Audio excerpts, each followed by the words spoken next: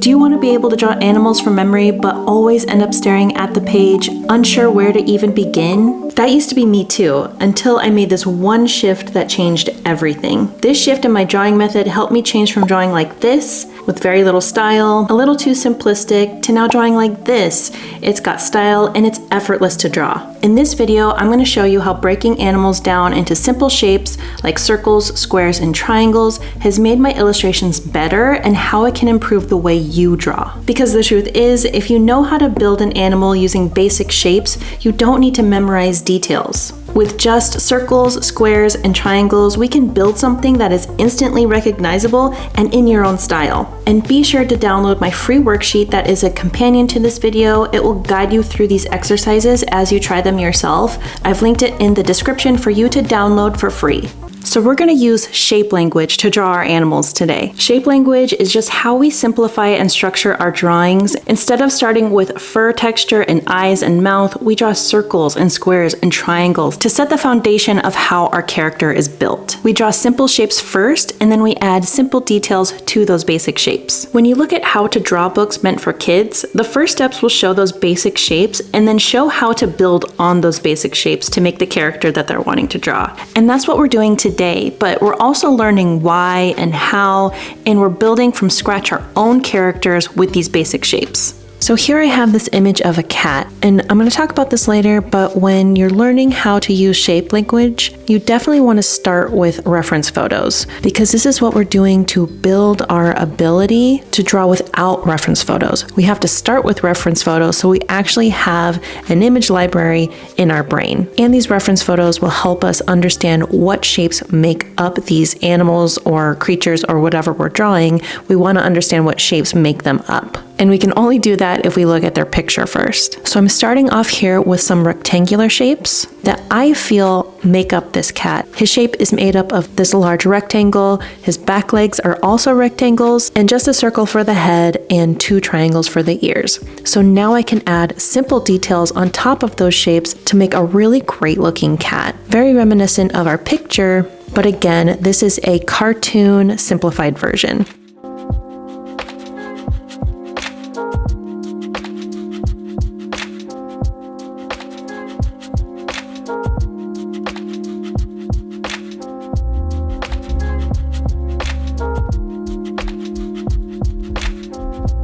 Now let's talk about why shape language is so powerful when drawing from imagination, especially when you're wanting to create your own character and maybe needing to draw without a reference.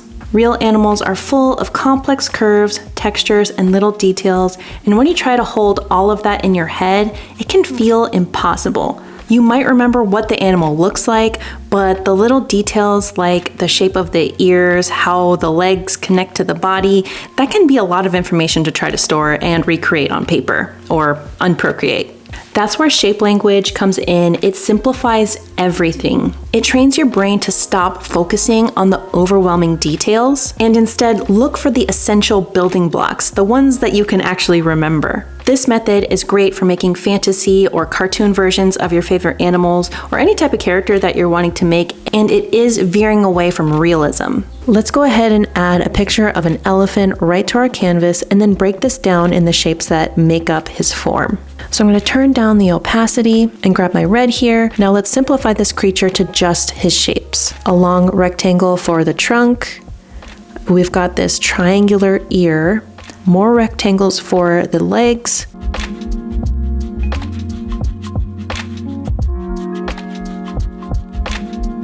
A big rectangle for the body. And then this part of the head, it's still kind of just a square, or it's kind of rectangular, but more square. These are the basic shape that make up this creature, so we're building up the version that is gonna live in our brain that we can draw from in the future. So now here's my sketch version of the elephant, just basing my illustration on these shapes that I laid down, and I didn't use the reference at all. You can see how similar it is to the original photo, but I didn't need to refer to that anymore. And you can see how easy it is to add those details to make it look like a recognizable elephant. And here's something that really changed how I draw from imagination and how I know I'm getting better. When you draw an animal using shape language, you're not just drawing a one-time sketch. You're creating a blueprint, a shape formula your brain can remember. That means you're not just stuck drawing the same sketch every time. You can redraw the same animal from memory in different poses, different angles, or even with fun variations without going back to a reference. And that's not to say you can't use references when you're learning to draw in this shape language. So at some point later on down the road, when you're wanting to draw and maybe you don't have a reference, you have that blueprint in your mind and you can draw from memory, from your imagination, and feel really confident while doing it. This is how you grow your confidence. This is how you start to see progress. This is how you train your brain to draw from the inside out, from imagination, from your memory. The next way that we'll use shape language is to draw an animal choosing shapes that match the animal's personality. Is your animal sharp and sneaky, soft and cuddly? The shapes you start with can tell a story before you even add the details. When you draw an animal based on circles, they're kind of soft, squishy, harmless, and approachable. When your character or animal is kind of square in shape, it's solid, sturdy, strong, and reliable. And then triangular shapes, they are sharp, maybe a little bit dangerous, somewhat unpredictable. Once you understand shape language, you'll start to notice that character design often uses this shape language. So now I want to draw a version of this fox, but I want to use triangles as a foundation of the design for my fox. This is the basic shape of how I'm going to illustrate my fox. So now I'm just going to add a new layer and just choose this black and now add some details. And when you're drawing a character using squares or triangles, your edges and corners don't have to be perfectly pointed. They can be rounded, curved, or even slightly uneven. That's the beauty of stylization. You're using the shape as a guide and not a rule book. Even a triangle-based character can feel soft or playful or bold and angular if you keep them sharp. Just adjust the shapes to match the personality you're going for. The triangle is there to help you start. How you finish is totally up to you. And I really love using triangle forms because they instantly add energy and direction to a character. And triangles are often used in animation and design to represent danger or sharpness. You'll see this shape language a lot in villain designs or characters meant to feel edgy or untrustworthy, but that doesn't have to be the case. It all depends on how you use them.